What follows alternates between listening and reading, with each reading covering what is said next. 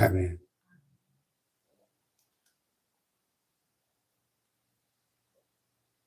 예, 5장에서 그리스도인의 자유에 대해서 바울이 말씀을 했고요. 예, 그 그리스도인의 자유는 방종과는 구분되어야 된다. 저랬습니다. 우리에게 자유를 주셨고, 우리가 그리스도 안에 그 자유를 위해서 부르심을 입었지만은 그 자유가 육체의 기회를 삼는 그런 자유가 돼서는 안 되고, 방종과 방탕함으로 무율법주의로 무도덕주의로 그렇게 흘러가면 안 되겠다 하는 것을 5장에서 어제 말씀드렸습니다. 오직 우리는 사랑으로 서로 종노릇하고 온 율법은 내 이웃 사랑을 내 자신같이 하라 하신 한 말씀에 이루어졌기 때문에 결국 율법의 정신은 사랑이죠. 사랑. 한마디로 하나님 사랑, 이웃 사랑. 오직 사랑으로 서로 종노릇하라. 예. 진정한 사랑은 상대방을 향한 진정한 사랑은 종노릇하는 거예요. 엄마가 아기를 사랑하니까 아기가 태어나 보세요. 처음 2, 3년 동안은 세상에 종도 그런 종이 어디 있습니까? 하나부터 열까지 다 아예 모든 걸 챙기지 않습니까? 엄마가. 왜 그렇게까지 하죠? 사랑하니까. 사랑으로 종노릇하는 거 아니에요? 이게. 우리가 정말 그리스도 안에 자유를 알았고 그 자유를 누리고 있다면 그 자유를 가지고 내 마음껏 내가 하고 싶은 거 아무렇게나 사는 것이 자유가 아니라 그 자유를 가지고 사랑으로 서로 종노릇하는 사랑을 실천하는 삶이 진정한 자유다. 것입니다. 아멘. 그래서 여기 1절에 보니까 형제들아 사람이 무슨 범죄한 일이 드러나거든 신령한 너희는 온유한 심령으로 그러한 자를 바로잡고 너 자신을 살펴보아 너도 시험을 받을까 두려워하라. 예, 교회 생활을 하다 보면 교회 안에는 참 다양한 사람들이 모입니다. 교회 안에는 흠없는 천사들만, 의인들만, 성자들만 모인 곳이 아니고 다 문제가 많은 불완전한 죄인들이 모인 곳이기 때문에 병든 사람들이 오잖아요. 몸과 마음 병든 사람. 그러다 보니까 교회 안에 종종 문제가 발생합니다. 사람이 무슨 범죄한 일이 드러나는 경우가 있어. 다양한 범죄가 있겠죠. 그랬을 때 어떻게 될 것인가? 교회 공동체 안에 이 범죄하는 문제. 신령한 너희는 온유한 심령으로 그러한 자를 바로잡으라. 이 온유한 심령이 포인트겠죠? 예. 강팍한 심령이, 온유한 심령이 반대예요. 그죠? 강팍한 심령으로 그러한 자를 바로잡으라. 이렇게 말씀하지 않고, 온유한 심령. 사랑과 인내와 온유와 절제로서. 어제 성령의 9가지 열매 나왔죠? 어디 성령의 열매는 사랑과 희락과 화평과 오래 참음과 자비와 양선과 충성과 온유와 절제의 9가지 성령의 열매를 가지고 바로잡아야 된다. 예. 그리고 중요한 거는 너 자신을 살펴봐 너도 시험을 받을 것 두려워. 예. 우리는 다 연약한 죄성을 가진 인간들이기 때문에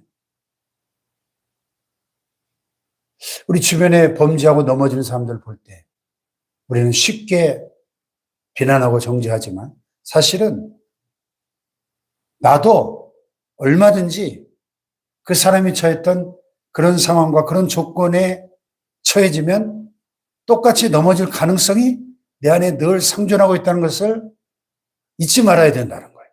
너 자신을 살펴봐. 너도 시험을 받을까 두려워하라. 또 고린도전서에 보면 그런즉 선절로 생각하는 자는 넘어질까 조심하라 그랬습니다. 아멘.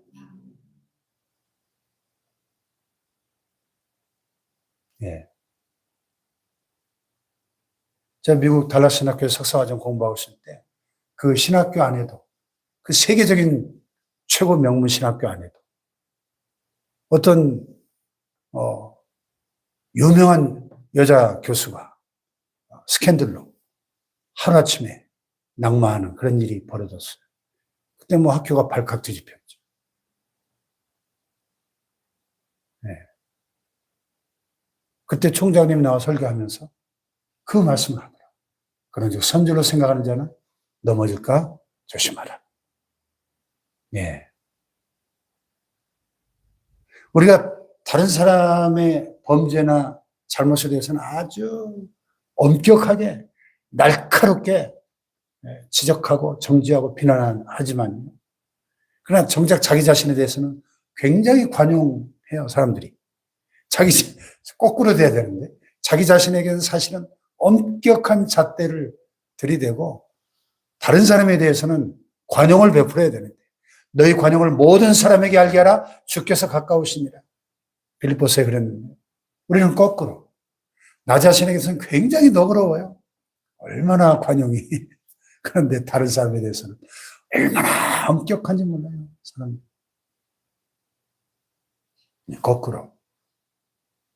그래서 다른 사람의 범죄하고 넘어지는 일을 볼 때 너 자신을 살펴보고 너도 시험을 받을까 두려워하라는 겁니다. 아멘? 예. 고린도전서 10장에 그런즉 선지로 생각하는 자는 넘어질까 조심하라 그 말씀이 어떤 문맥에서 나왔냐면 그 앞에 이스라엘 백성들의 실패를 이야기해요, 바울이. 이스라엘 백성들이 광야를 지나면서 광야에서 하나님을 원망하고 하나님을 시험하고 또 음행하고 또 우상숭배하고 악을 즐겨 행하다가 광야에서 다 멸망을 받았다는 이야기를 합니다. 그러면서 나온 얘기예요, 그게.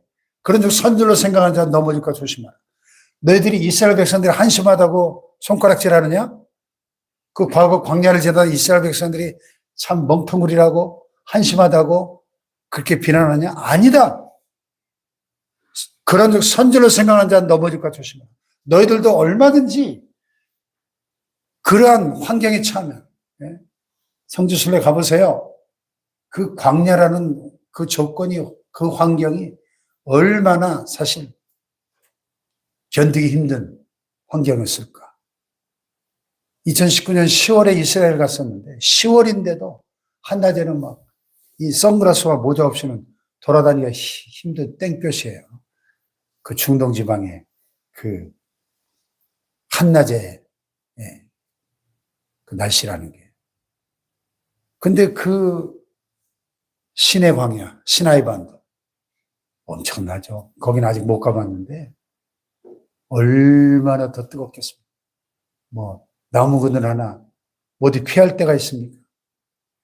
그 힘든 광야의 그런 환경에서 먹을 게 없다고 마실 물이 없다고 원망하고 불평했던 이스라엘 백성들이 이해가 금방 된다니까. 이해가. 우리는 다른 사람의 잘못에 대해서 금방 쉽게 정죄하지만 중요한 것은 다른 사람의 잘못을 정죄하고 비난할 때 우리가 손가락질하면은 이렇게 하잖아요. 다른 사람 지적할 때 나머지 이 세 친구는 야, 네가 더 문제다. 너도 조심해. 이러고 한 명은 글쎄 난 잘 모르겠어. 중립이야. 이런다는 거예요. 예? 다른 사람을 쉽게 정죄하고 비난하고 싶을 때 이 손가락을 기억하세요. 사실은 3대1이에요. 3대1. 이 세 명은 야, 네가 더 문제다. 너도 조심해. 그러고 있다는 거예요. 한 명은 난 잘 모르겠어. 너도 시험을 받을까 두려워하라.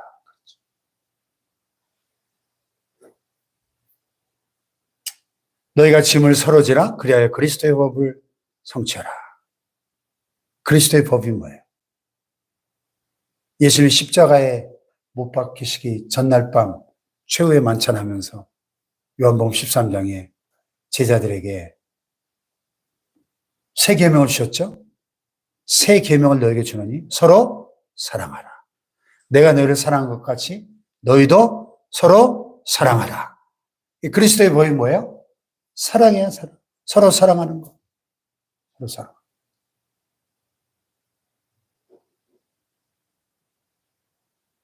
정말 교회 안에도 얼마나 이 사랑이 식어버리는 불법이 성함으로 많은 사람의 사랑이 식어지리라. 성경에 경고했는데 그 말씀 그대로 이 세상 마지막 종말의 때가 가까워질수록 점점 가정 안에도 교회 안에도 이 사회 전체에도 사랑이 점점 식어져서 얼마나 냉랭한지. 만물의 마지막이 가까이 왔으니 그러므로 너희는 정신을 차리고 근신하여 기도하라. 베드로전서에 말씀하면서 무엇보다도 열심으로 서로 사랑할지니 사랑은 허다한 죄를 덮느니라 그랬습니다. 아멘. 열심으로 서로 사랑하라. 이게 그리스도의 법이죠. 사랑할 때 너희가 짐을 서로 지라. 여러분, 우리 인생을 예수님 뭐라고 정의하셨죠? 수고하고 무거운 짐진 자들아. 참 인생살이가 우리가 나이를 먹어갈수록 야, 인생이 참 만만치가 않구나 하는 것을 점점 절감하게 되지 않습니까? 야, 인생살이 참 쉽지 않구나. 우리의 등에 짊어진 이 인생의 짐의 무게가 이게 점점 이게 나이를 먹어갈수록 가벼워지는 게 점점 무거워진다는 생각을 할 때가 많습니다. 수고하고 무거운 짐을 지고 먼 길을 가는 것이 우리 인생인데 너희가 짐을 서로 지라. 우리 강한 자가 약한 자의 짐을 좀 져주고 그 연약한 자의 약점을 담당하고 이게 교회예요. 이게 교회. 교회가 이런 모습이 돼야 되는데 참 우리는 그냥 조금은 남의 허물이나 약점을 보면 얼마나 쉽게 지적하고 비판하고 정죄하는지. 우리가 사랑으로 예수님이 주신 새 계명을 너희가 서로 사랑하라. 서로 사랑으로 짐을 서로 지는 진정한 그게 공동체죠. 사랑의 공동체가 될 수 있기를 축복합니다.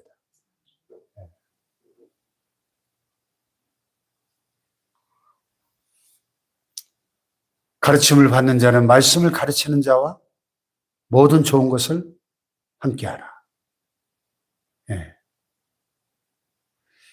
이 교회 안에 이 말씀의 가르침은 교회 공동체의 심장과 같은 거죠. 교회를 그리스도의 몸으로 성경은 비유하고 있는데 우리의 몸에 지체들이 다양하고 많은데 뭐 어느 것 하나 소중하지 않은 지체가 있나요? 근데 사실은 뭐 이런 손가락 하나 잘라줘도 아니 심지어는 팔 하나가 통째로 잘라져도 사고로 죽지는 않잖아요. 근데 여러분 심장이 잘못되면 온몸이 살 수가 없습니다. 이 심장은 우리의 생명과 직결되어 있잖아요. 교회 안에도 마찬가지입니다. 교회 안에 이 말씀의 가르침, 이게 잘못되어 버리면은, 말씀을 가르치는 자가 잘못되어 버리면 이 공동체 전체가 그냥 사망하는 거예요, 사망. 그러니까 이 말씀을 가르치는 자, 이 말씀의 가르침, 이것은 교회라고 하는 이 유기체의 이 생명이잖아요. 그리스도의 몸 된 이 유기체적 생명의 공동체의 심장과 같은 거예요, 심장. 할렐루야. 그래서 가르침을 받는 성도들은 말씀을 가르치는 자와 함께 교회에 하나님 세우신 영적 지도자와 함께 모든 좋은 것을 함께 하고 우리가 서로의 짐을 지고 서로 사랑해야 되는데 특별히 말씀을 가르치는 자와 가르침을 받는 자는 더 긴밀한 관계로 서로 사랑하고 서로 존중하고 서로 섬기는 모든 좋은 것을 함께하는 아주 최고의 드림팀이 되어야 된다는 드림팀. 아멘. 교회가 진정한 사랑의 공동체로 그리스도의 몸이 되기 위해서는 한 몸이 되기 위해서는 말씀의 가르침은 교회의 심장이다, 심장. 이걸 생각하고 이 말씀을 가르치는 부족한 종을 위해서 여러분들 기도해 주셔야 되고 또 말씀을 가르치는 자는 가르침을 받는 성도들 위해서 늘 중보하고 이 중보기도와 서로를 향한 이 사랑의 관계가 지속되어질 때 교회는 건강하게 세워져 가는 것입니다.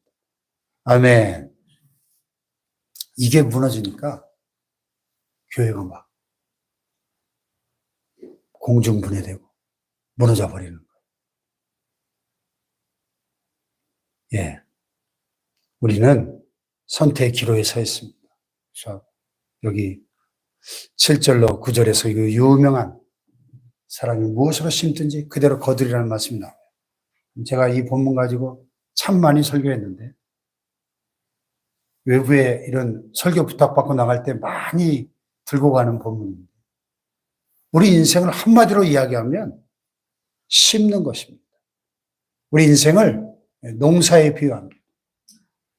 그런데 농사 짓는 분들 보면 무엇으로 심든지 그대로 거둡니다. 콩을 심으면 콩을 거두고 팥을 심으면 팥을 거두고 고추를 심으면 고추를 거두고 그게 농사잖아요. 심는 대로 거두잖아요. 우리 인생도 똑같다는 거예요. 우리는 하루하루 살면서 날마다 무엇인가를 계속 심고 있다는 것입니다. 심고 있다. 여러분, 오늘 무엇을 심고 계십니까? 두 종류의 인생 농사가 있다는 거예요.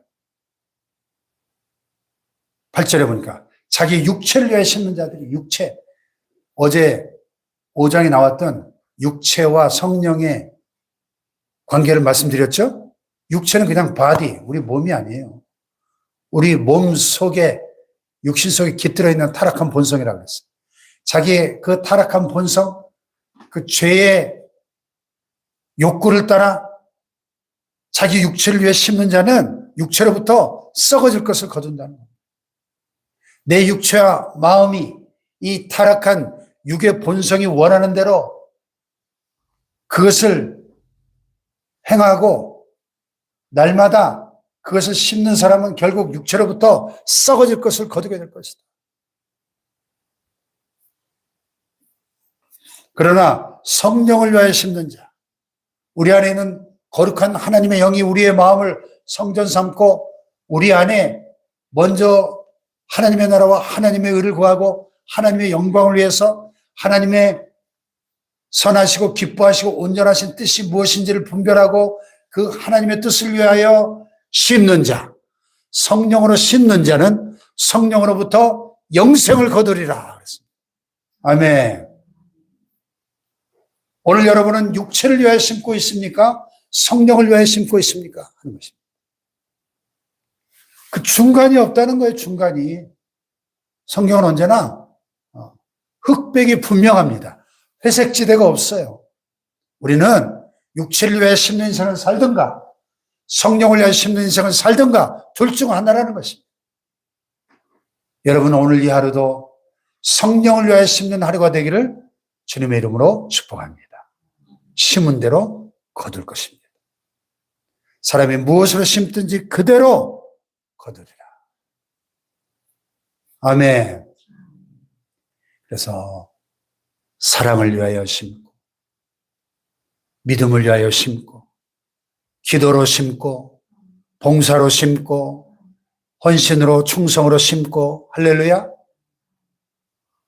반드시 거두게 됩니다.